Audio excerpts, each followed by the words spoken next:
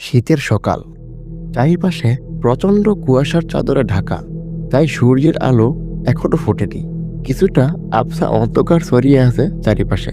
মক্তব থেকে বাড়িতে ফিরছিল রাজু। অন্যান্য সময় তার সাথে বন্ধুরা থাকলেও আজকে তারা নেই, কারণ তারা আজকে মক্তবে আসেনি। তাই একাই বাড়িতে আসতে হবে রাজুর। মক্তব থেকে রাজুর বাড়ি প্রায় আধা কিলোমিটার দূরে, তাই সে একা একাই হাঁটতে লাগলো। যেহেতু চারিপাশ কুয়াশাচ্ছন্ন এবং একটু আবছা অন্ধকার, তাই একটু ভয় লাগছিল রাজুর। কিন্তু দিনের বেলা হওয়ায় সে একাই হাঁটতে লাগলো। হাঁটতে হাঁটতে রাজু একটু সামনে আসার পর তার একজন স্কুল শিক্ষকের সাথে দেখা হলো। রাজু ওই শিক্ষককে সালাম দিয়ে সামনে এগিয়ে আসলো, কিন্তু ওই শিক্ষক গম্ভীর দৃষ্টিতে রাজুর দিকে তাকিয়েছিল।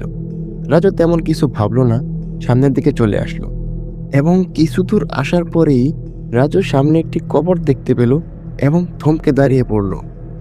তখনই রাজুর মনে পড়ল এটা তার ওই শিক্ষকেরই কবর, যিনি কিছুদিন আগে ইন্তেকাল করেছেন।